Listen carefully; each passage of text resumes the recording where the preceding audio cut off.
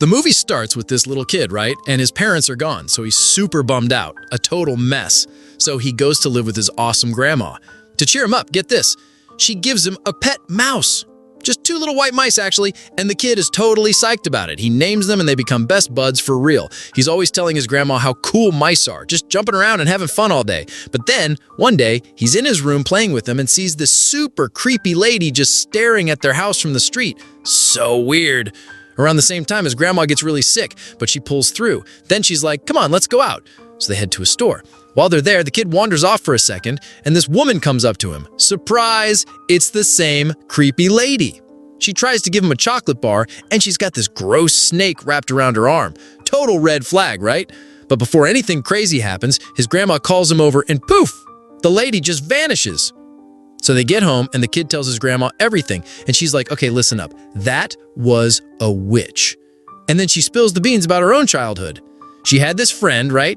And a witch gave her friend a piece of candy, and the next day, I'm not kidding, her friend turned into a chicken right in front of her. Just poof, a chicken.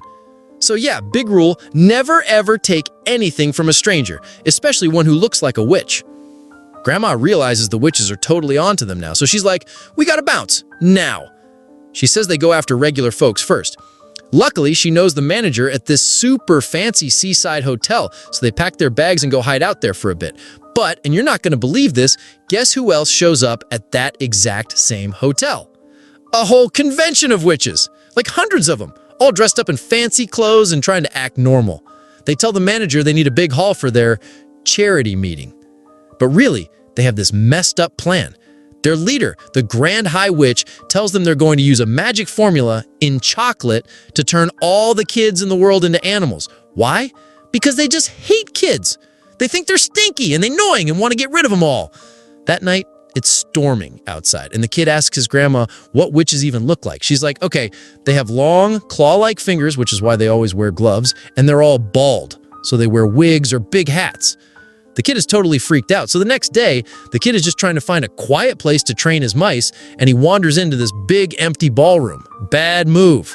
Total disaster, because suddenly, all the witches file in for their big secret meeting. He has to dive behind a screen to hide. The head witch, this really scary one, gets up on stage and starts sniffing the air. She's like, I smell children, but she can't find them, thank God. So she gets on with the meeting. She pulls out this little purple potion and tells all the other witches that this is the magic formula. She's like, 1 single drop of this in a candy bar, and any kid who eats it will turn into an animal. And she starts telling them exactly how it's all gonna go down.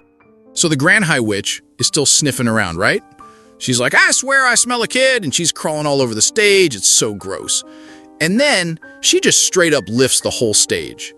But there's nobody there. He's hiding in this little vent thing behind it. But she sees him, busted. But then, get this other kid wanders in, a kid who loves to eat.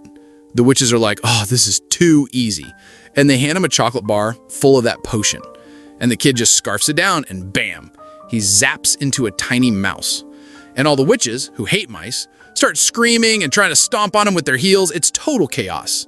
So our kid jumps out to save the new mouse kid, but that was a huge mistake.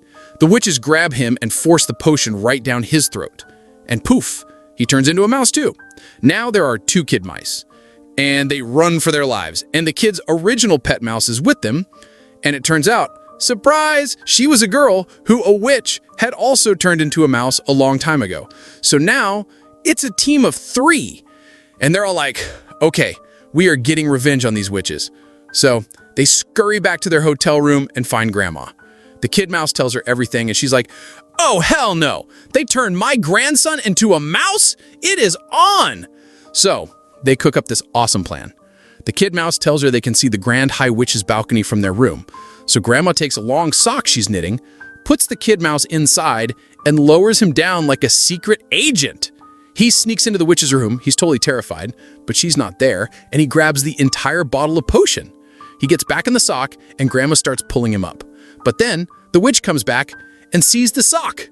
She grabs it and is like, what is this? And Grandma's like, oh, no biggie. Just drop my knitting, pulling it back up. But the witch is about to check inside, which would be a total disaster. But just then, the hotel manager shows up and distracts her, so she lets go. So now they have the potion.